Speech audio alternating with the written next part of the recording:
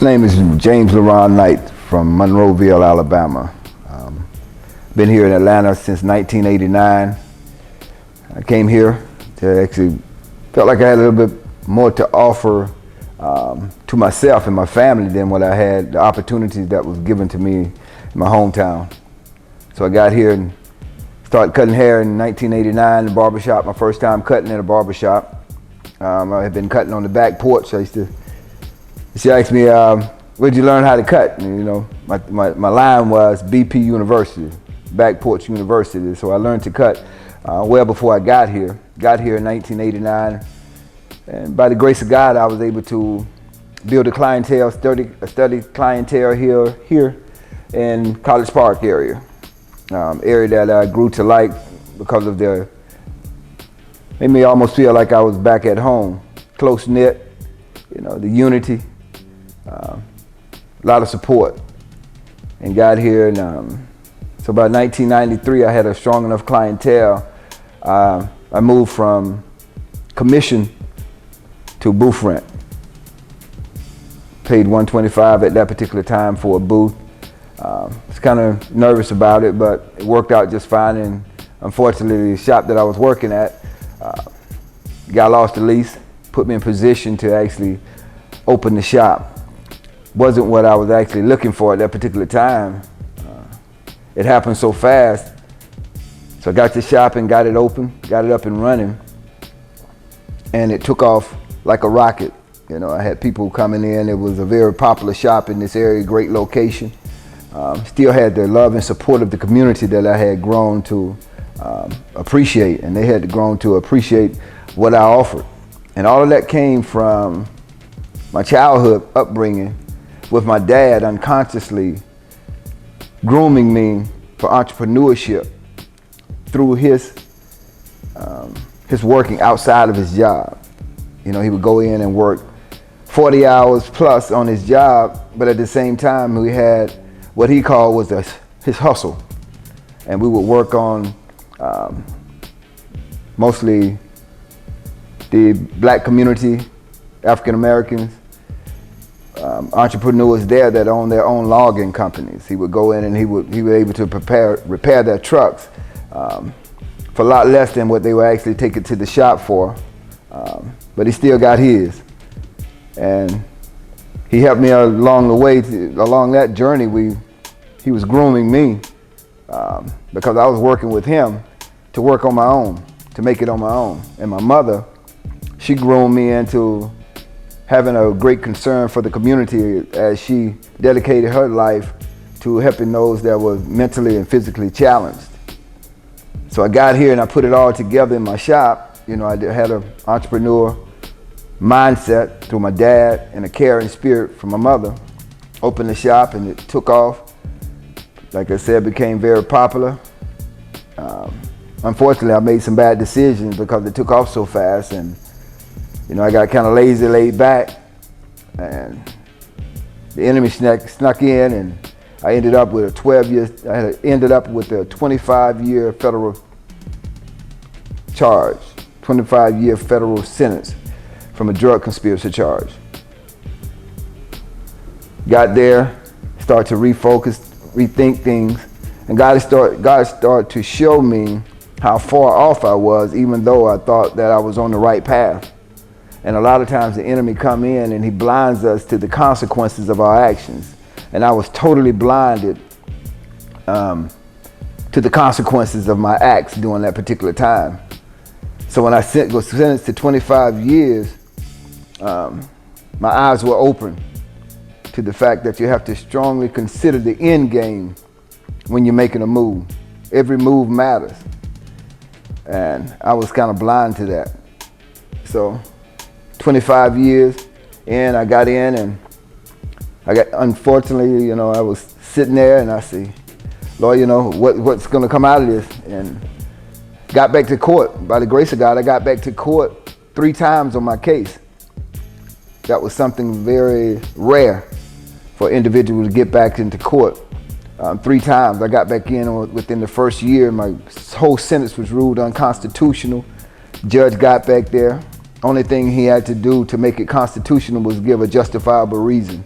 So he justified it by saying that, hey, I was great harm to the community, and sentenced me to the same 25 years in federal prison. So I returned to prison, and I got to the place and I said, Lord, you know, I had faith that you were going to change the situation. Why didn't it change? And then God revealed to me, it's not about him changing the situation, but he would use that situation to bring about a change in me. And so I said, Lord, okay, whatever comes out of this, I don't want anyone to be able to say that they helped me out in this situation. I don't want any credit for it. I don't want a lawyer to have any credit. I don't want any friends that pull strings or had some connections to have any credit for it. I want this to all be about you. I want you to be glorified in this situation. So I got back to prison and I stayed focused on the Lord and continued to allow him to reveal to me how far off I was and how I had failed in so many ways outside of the world's way, but his standard. And I just lost sight of my time, the 25 years, so I continued to go, and lo and behold, I got back into court on post-conviction relief. 2255 is, most of you guys going through federal system know what a 2255 is, post-conviction relief. I got back in, constitutional violation of my rights to testify, and actually had my own right to determine whether I would testify or not. And that was taken away through my attorney, not making me aware of my rights to testify according to the standards that had been laid out by the law. So I go there. After a year, I got denied, returned back to prison. And at that time, President Barack Obama and Eric Holder were then talking about, you know, making some changes with the laws, and asked that all those that had been convicted of nonviolent drug offenses to petition for clemency. So I thought it was a long shot that I would actually receive a pardon or clemency at that particular time, because for one, the criteria was that you had to have served at least 10 years or half your sentence. Everything else applied to me. I had no violence. I had no violence while I was incarcerated. So, but the only thing that I didn't have was the time. I had only 8 years in, so I waited about 2 years and I filed my motion. And strangely, for 2 years I heard nothing from the courts. I didn't even get a response back that they had received anything. They sent a letter back requesting more information, but after that, that was early on, about a month after I filed the petition. And so we got it in, got all that information that they said was missing, got it in, and with 2 years, I didn't hear a peep. They transferred me from the institution that I had spent 11 years, where I had found some pretty good comfort there, moved me to a lower custody. And I got there and I say, you know, it's gonna happen eventually. I had a feeling that it was gonna happen, but for 2 years, you know, the clock was still ticking, people were going home, but, you know, my name was never called. And eventually, a lady came one day and asked me my name. I gave her my name. She sent me to the R&D office. Warden, assistant warden, they came in and pulled my name, and they told me that President Obama had granted me clemency. At that particular time, I reflected back on how the judge had said that the impact or the negative impact I had on the community gave him a it actually was his justifying the sentence, the 25-year sentence that he had given me. Well, while I was there, God had given me a plan to reopen a barbershop, and actually it was men's grooming lounge. And the thing was, I wanted to impact the hearts and the minds of young men and young women, one head at a time. And so I wanted to come back to this community that I had grown to love, College Park, Georgia, to actually have a positive impact on the community, not just come in and cut hair, but impact the community in a positive way. And God, by his grace, gave me another opportunity to come in and open another shop. And here I am today, having been released out of prison in 2016. I got married to a beautiful wife in 2017 to celebrate my first year anniversary of being released. In 2018, we made up, 2017, we bought a home. 2019, I opened the doors of Men's Grooming Lounge, Grooming Lounge and Salon. I had no idea that I was actually going to have, it was going to be a salon. My ideas were men's grooming lounge, to just have barbers.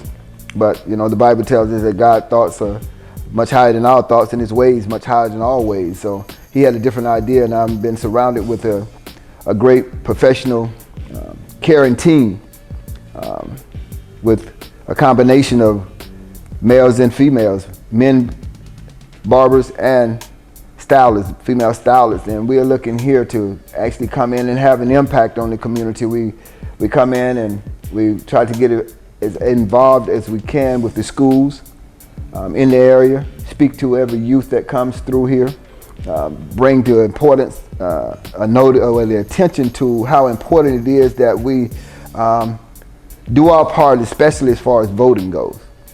We had a voter registration day here, where we got young men in the community that had never thought about voting, thought that their vote didn't matter. We got them to come in and they registered, and then the outcome of this past election, they saw how important it was when Clayton County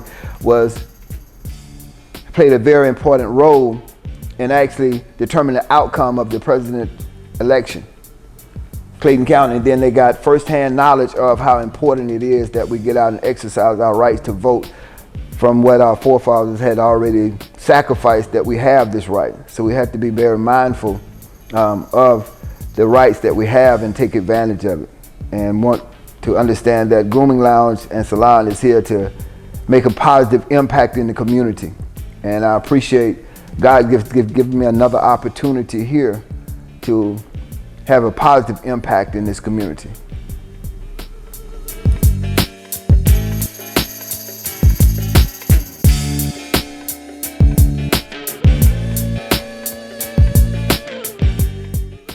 My name is LaRon Knight. Prison was the way that God redirected me back unto him. And God gave me an understanding that it's not adversity that destroys us, but how we respond to adversity. If we respond the right way by lifting our eyes unto the hills, adversity is what God will use to take us to our next level. That's my story, and this is how I got here to be the owner of Men's Grooming Lounge and Salon. We're Grooming Lounge and Salon.